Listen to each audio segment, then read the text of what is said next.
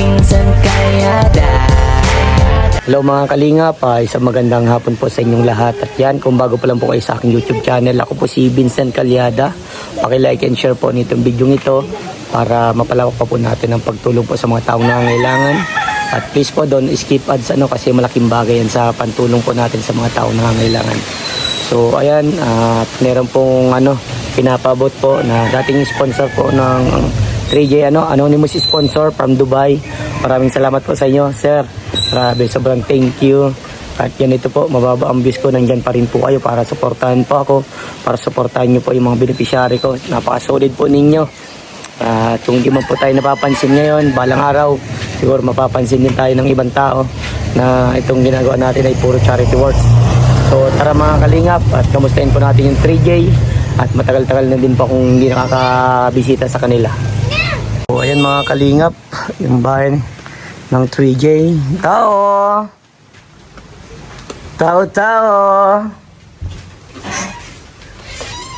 Uy, Janine!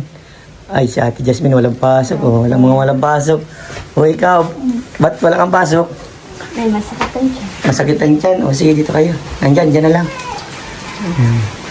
Wawa man, ba't masakit ang tiyan, Jelay? Anong kinain mo? Di mo alam kung anong kinain mo? Kailan pa ba yan? Kagabi pa, nagpila kami sa Paris.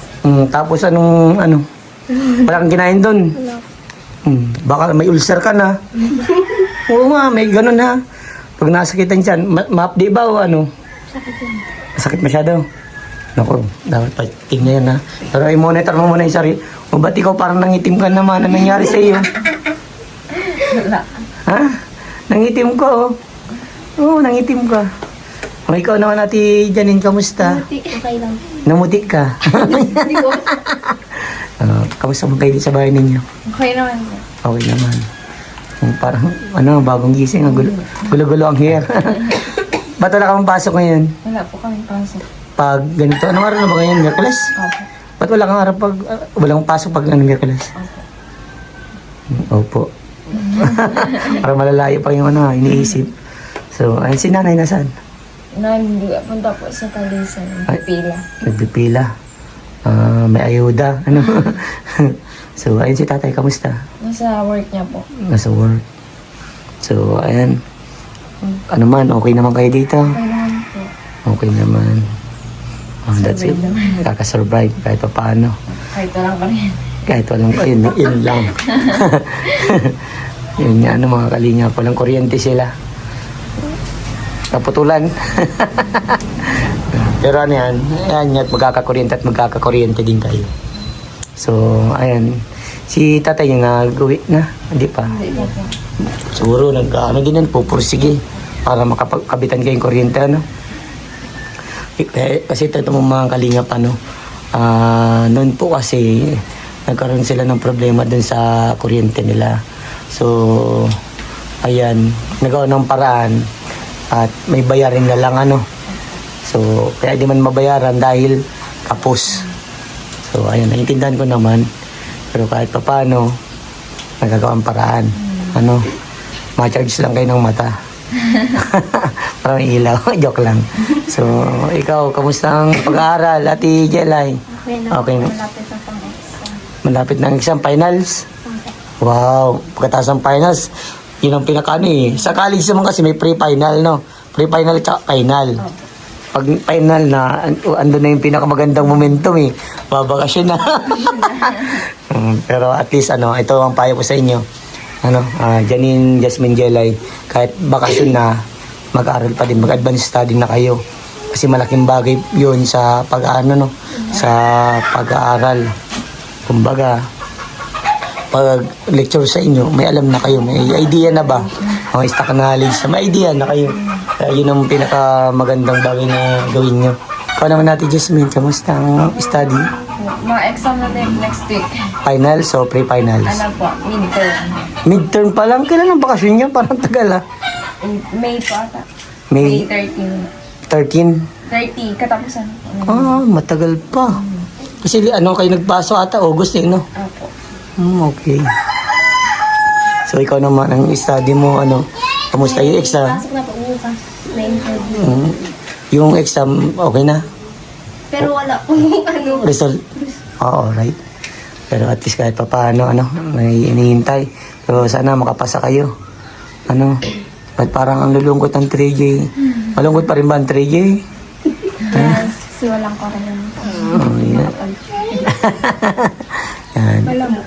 Malamok. Siyempre, pag may walang kuryente talagang malamok yan.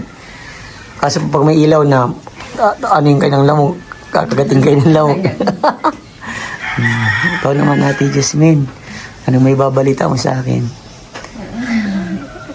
Okay naman. Sa mga nangyayari dito, nangyayari. Korean. Sa kuryente talaga. Pero yung ano po nila mga problema. Yun. Naghahanap po talaga sila ng pambayad po sa kontador namin. Yung kontador may bayarin, malaking yan. Sana kung mayroon lang talagang malaking blessing na tumapasok sa akin, bakit di ko sagutin? Yan ninyo.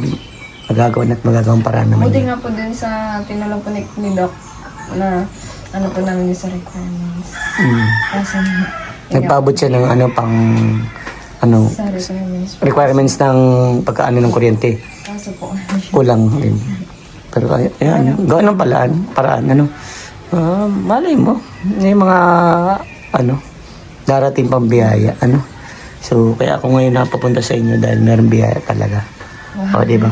Pero, siguro hindi pa ito sa pangkuryente, I think para sa allowance niya pa ito.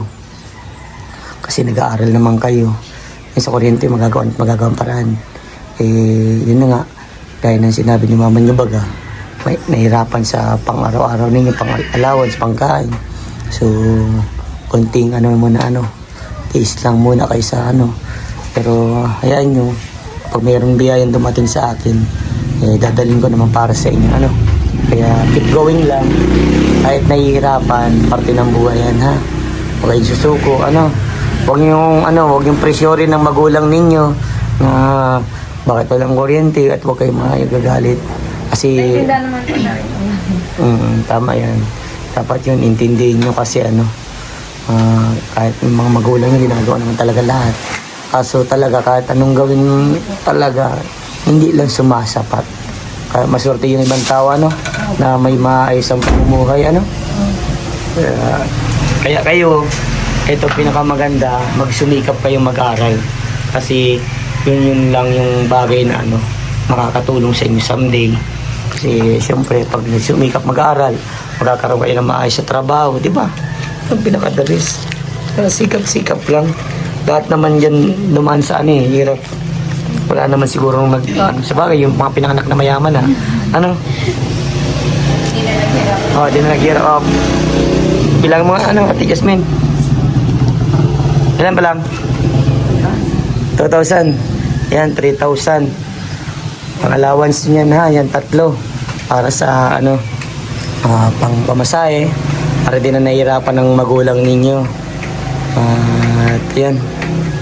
Kaya di naman makatulong masyado si Kuya Vincent sa Kasi nga, siyempre hindi na sumasapat yung revenue ko. Kumbaga, kapos na para sa pantulong. Pero gumagawa pa rin ng paraan. At ayan, buti nga, may mga buting sponsor na talaga nagpapaabot ng pagmamahal sa inyo. Sa mga beneficiary ko.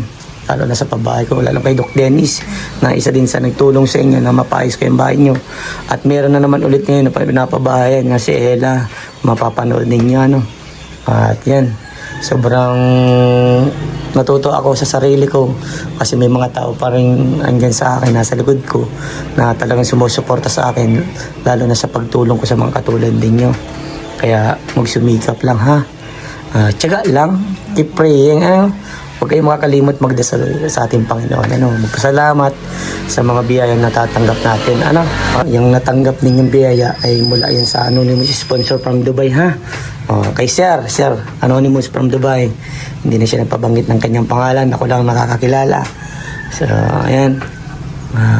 Nakakatawa, di ba, Maraming mga sponsors na talagang nasa ibang bansa.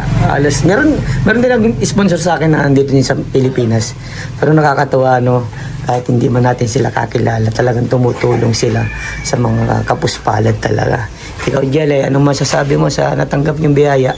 Ano po, thank you po kay Sir Anonymous sa pang-allowance po namin. May pamasahe na po kami. Yun. O ikaw, Ate Janine, anong masasabi mo sa biyaya? Thank you so much po, Sir Anonymous, sa pa-allowance po namin ng 3K. Thank you so much po. Ate Jasmine, ano masasabi mo sa biyaya? Maraming salamat po, Sir Anonymous sponsor, sa binigay niyo pong pang-allowance sa amin. Malaking bagay po ito sa allowance po namin pang araw-araw. Thank you so much po. Naiyak na naman si Ate Jasmine. So, ayan, para sa inyo yan, ano? Kuya Vincent, thank you so much. Kasi andun ka palagi sa amin. Kahit busy ka, mapaulan man o hindi, andun ka pa rin. Nabigay ka pa rin ng blessing. Thank you po. Trey J, you're welcome, ano? Basta andito lang lagi si Kuya Vincent. Gabayan ko kayo sa kung ano man meron ako, ibibigay ko para sa inyo, makatulong lang, ano? At sana huwag kayong magpasaway sa magulang ninyo, ano? Huwag niyong i-pressure ang magulang ninyo. Alam ko, naiintindihan ko din ang magulang niyo, naiintindihan ko din kayo. Dumaan din ako sa lugar kung nasan kayo ngayon, ano? Basta lagi yung tatandaan, parte ng buhay ang kahirapan. Pero hindi dapat nating sukuan yan. Dapat nating magsumikap tayo para maabot natin ang pangarap natin. Para hindi natin maranasan ang hirap sa ating buhay. Kaya tayo pinapahirapan dahil parte ito para maging successful tayo. Kumbaga, yun ang maging stepping stone mo. Kaya dapat gawin mo motivation ng kahirapan. At tingnan mo na lang, habang nag-aaral kayo, gawin yung inspiration ng magulang ninyo. Na sana someday na hindi nyo maparanas sa magiging pamilya nyo, yung maging ganitong sitwasyon ninyo, di ba? Di ba, naranasan nyo na yung hirap. Kaya gawin nyo yung sa sarili nyo naman. Para pagdating ng panahon na magpapamilya kayo, may bibigay yung pangangailangan ng anak ninyo, di ba? Ng pangangailangan ng kapatid nyo, pangangailangan ng magulang nyo. Napakahirap ang isang maging mahirap. Pero kung wala tayong gagawin, doon tayo talaga lalagapak. Doon tayo magiging mas mahirap. Kaya dapat, kung mahirap tayo, dapat meron tayong gawin. Diskarte ba? Kung wala tayong ibang pagkakitaan, magtanim tayo. O kahit na lang, kailangan natin yun. Magdiskarte. Yun ang tandaan ninyo, hindi lang din meron kayong edukasyon na natapos sa inyong buhay. Dapat meron din kayong diskarte kung paano kumita. Diskarte kung paano makatulong. So, ayan, proud ako sa inyo, 3J, dahil nakikita ko na talagang andyan naman kayo para sa magulang nyo at nagsusumikap kayo para maabot ninyo ang pangarap ninyo. At saksi ako doon at proud ako sa inyo. Peace bump na ako, Ate Janine. Yasmin. Galay. Sige, babay na sa inyong tatlo.